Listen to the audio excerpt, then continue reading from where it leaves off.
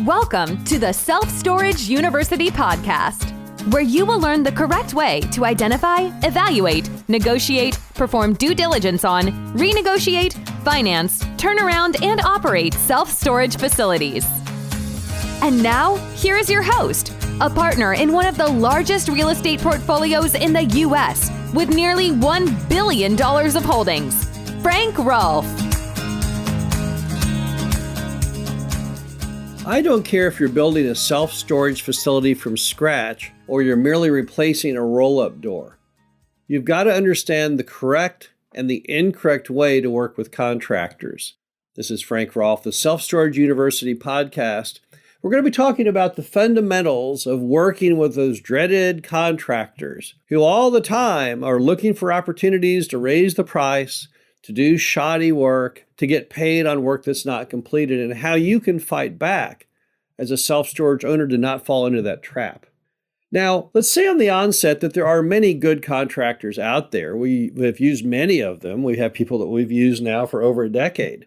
But at the same time, there's another kind of contractor that lurks around the earth, and they aren't out to do a good job and provide good value for your dollar. They're out to basically screw you. That's their goal.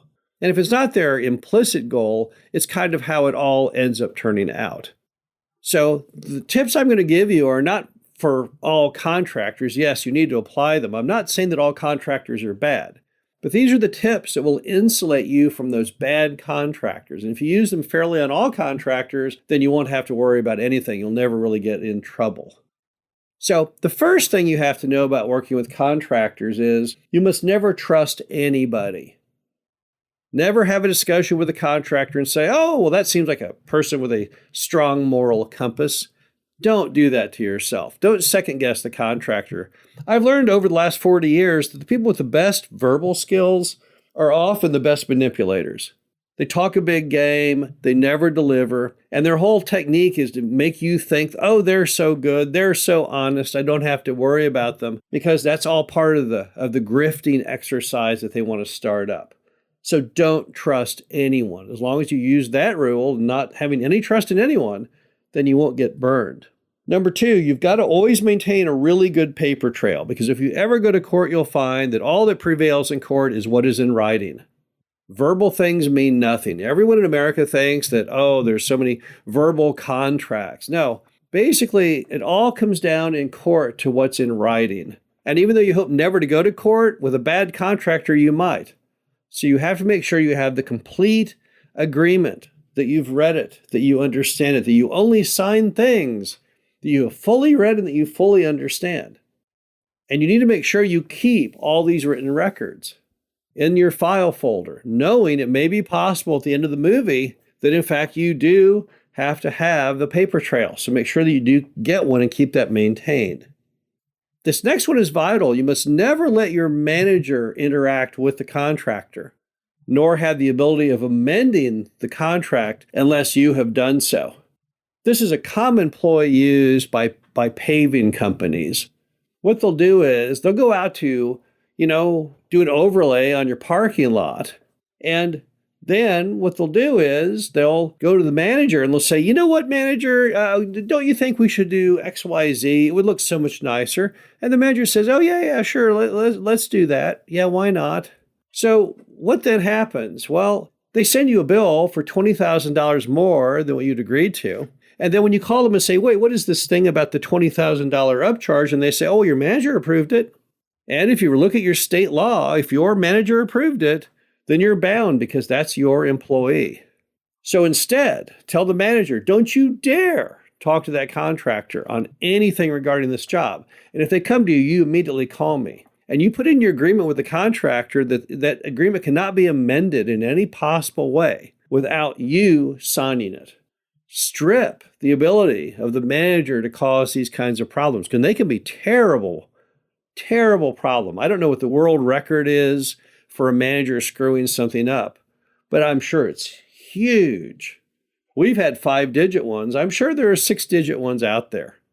I'm sure somewhere out there, there's a tree company that came out to trim a tree and ended up cutting down 17 of them at $5,000 each or something. So do not let the contractor interact with your manager without you having to bless whatever the new agreement is in writing.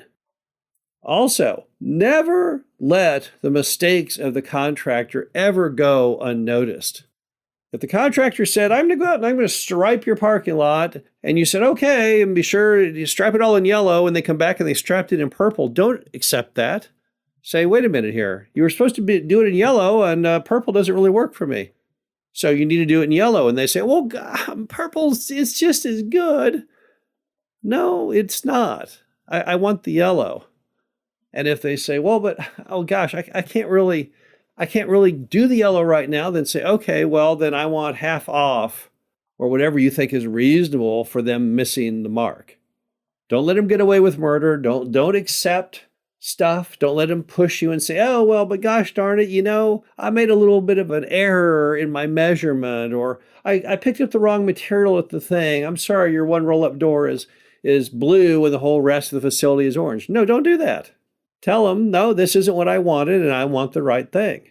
Maybe you'll accept a lower price on it and still be happy. I don't know, but don't let them push you around like that.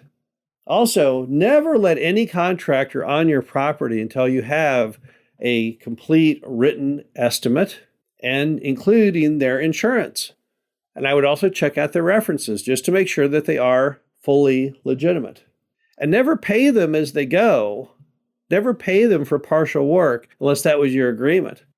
Get the work done before you pay them. If they say, well, I kind of need to get paid today because it's Friday, I got to pay my men. I'm only 2 hours away from done. Say, well, then go ahead and stay 2 more hours and get it done because I can't pay you till you're done. Oh, they're going to be mad. Oh, they're going to say they don't like you anymore. It doesn't matter. It's a common ploy among contractors, though. The minute you pay them, you never see them again. Your job that was 2 hours away from being done is never going to be done.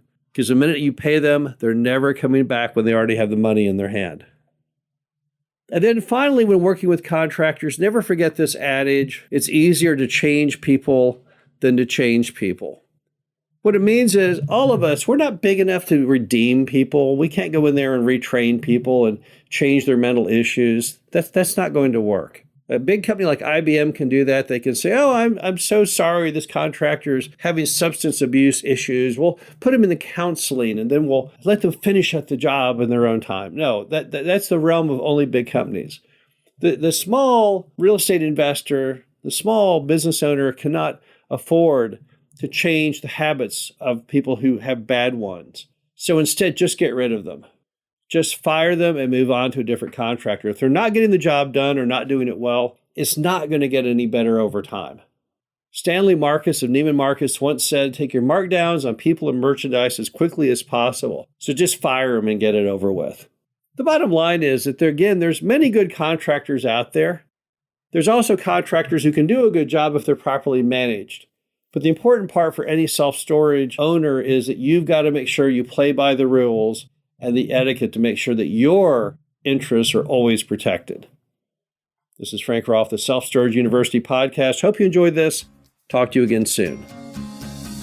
Thank you for listening to the Self-Storage University podcast.